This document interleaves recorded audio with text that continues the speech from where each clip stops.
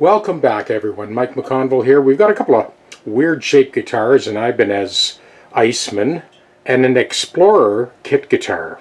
I thought for the latest tech deck owners, it would be interesting to kind of show you some of the maneuvers I make when I come across a weird shaped guitar, just sort of handling it on the tech deck. Well, one pleasant surprise while I was in surgery is my second BenQ lamp arrived. This is how I hold up the guitar. Now, there's a little bit of geometry going on here to sort of, we have to be basically 90 degrees to the surface when we drill. And we are. When it comes to Explorers, I basically used a straight edge and lined it up with the pearl dots in the center of the fingerboard just to get this end pin in line with the trajectory of the neck. There's the lower strap button. So for our second strap button, just like the Iceman, I'm going to put it right here at the neck joint. So just going to tape that off first so that we don't get any chipping of the lamp. And just kind of lining that up dead center. Swamp ash body here.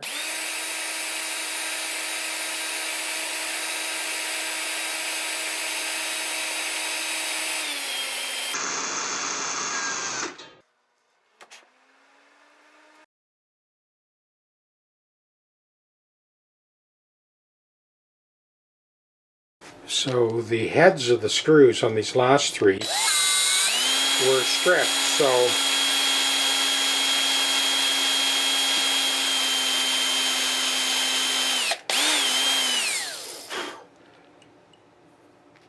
when you're going into hardwood with a little tiny screw like that, you got to make sure that you pre-drill so that you don't either break the head of the screw right off or strip it. And this is maple, so you make sure you get the right tolerance for the threads. Just so you have some numbers to work with, the actual drill bit that I just used is 77 thou. The outside diameter of the threads, these screws, is 86 thou. So we got 9 thou of bite divided by 2, which is 4.5 thou of bite into the maple wall of the hole.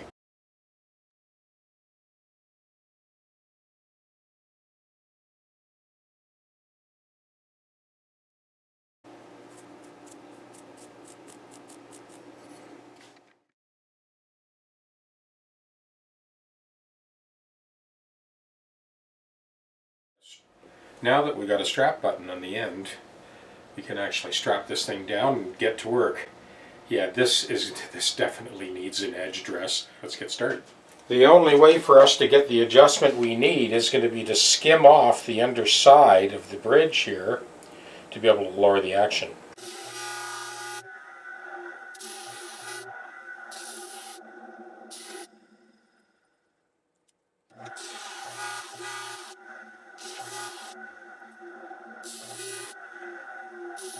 So we have just bought enough distance by grinding the underside of that bridge down that we now have full adjustability, so we'll be able to set this where it needs to be set. But there is another issue that we need to address.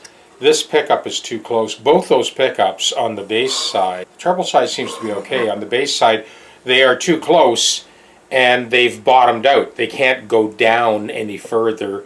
We need to have a look. We need to pull these out, have a look, so that we have full adjustability on the pickup height as well as the bridge height. That is really tight.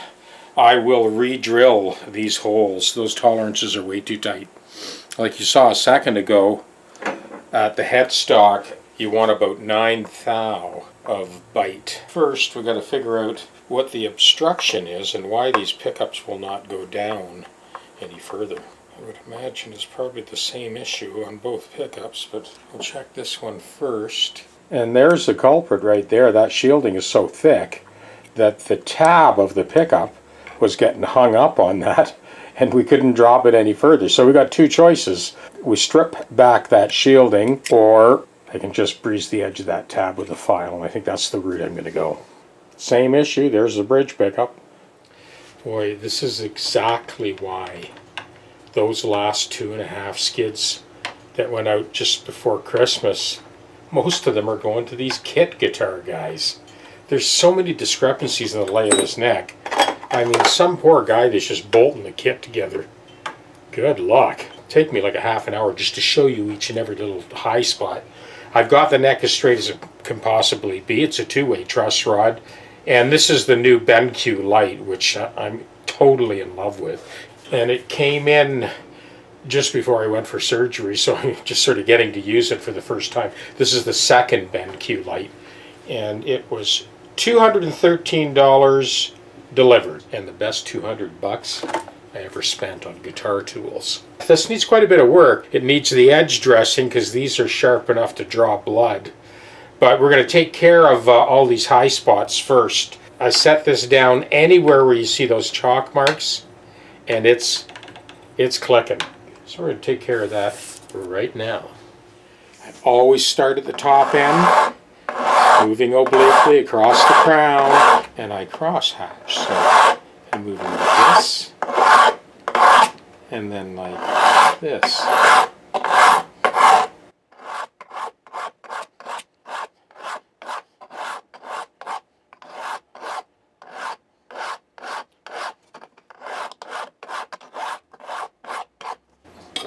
Check that area now. Smaller straight edge.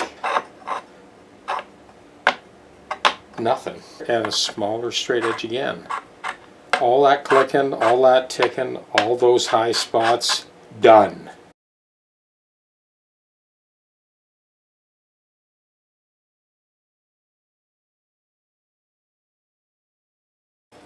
Here's our 8-inch straight edge.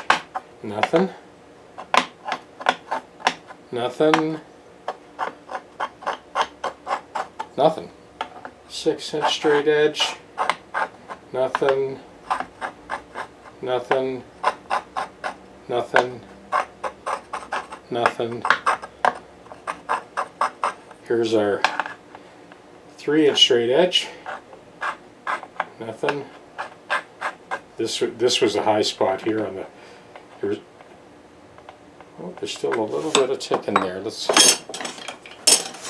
get that one.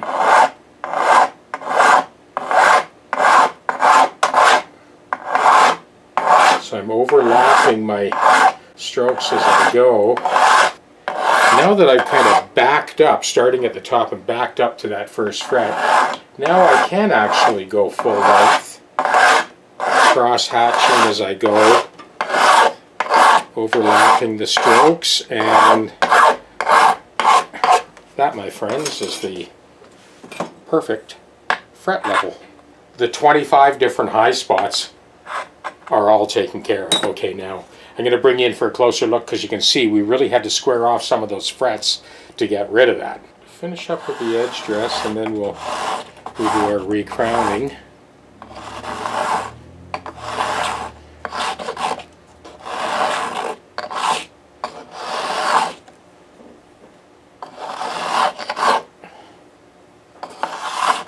Much better. Around this side.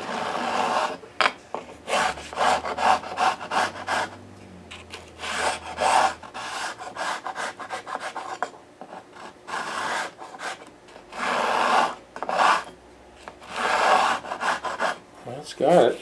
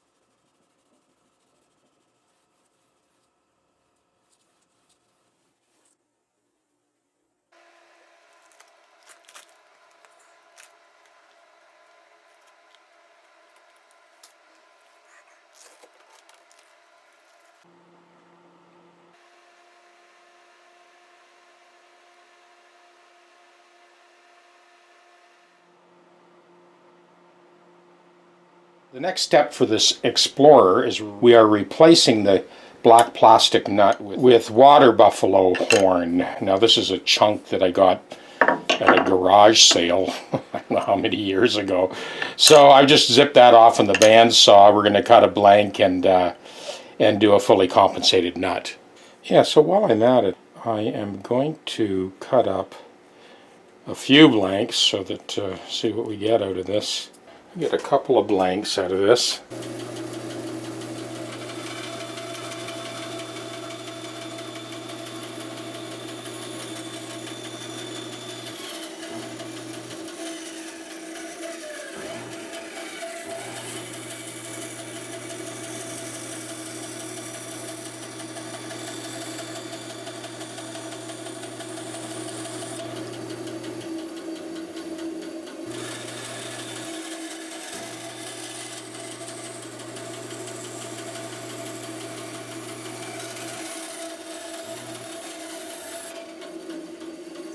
Okay, we've got this squared up pretty good. We'll just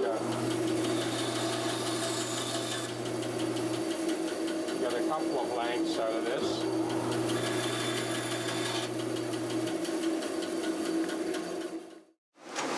It's definitely one of the trickier parts.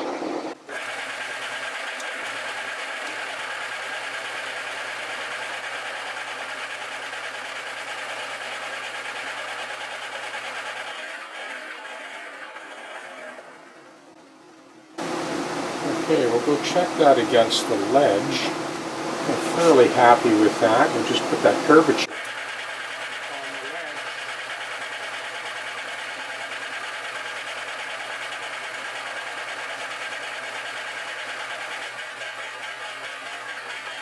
Well, you can see I put that yellow masking tape across there because you definitely won't be able to see a pencil line on that buffalo horn. Now we'll bring it over to the guitar. This is our final product, the water buffalo horn. Fully intonated, action adjusted, and all the values have been cut. Let's go back to the tuner for our final check.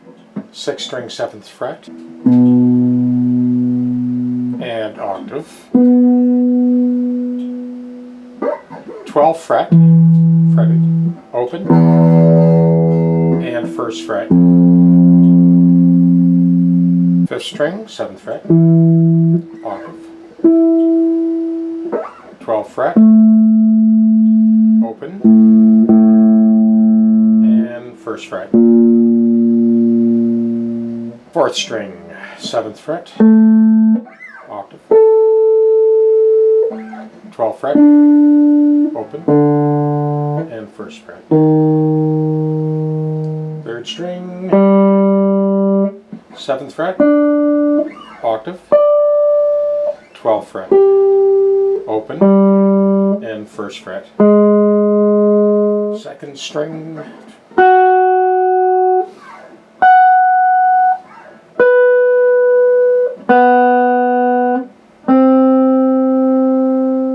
and 1st string.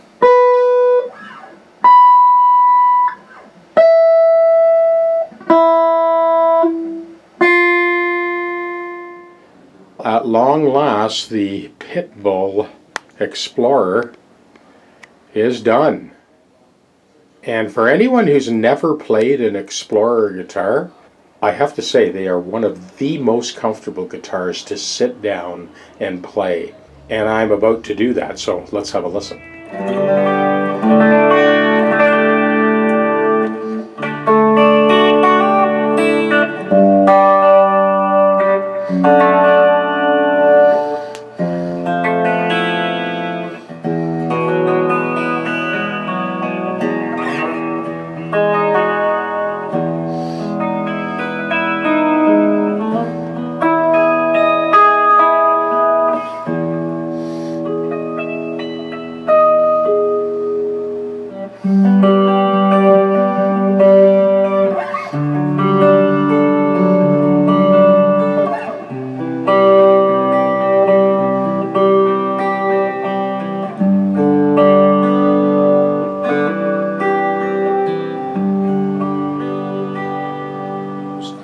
This is just with my loop stations, another thing.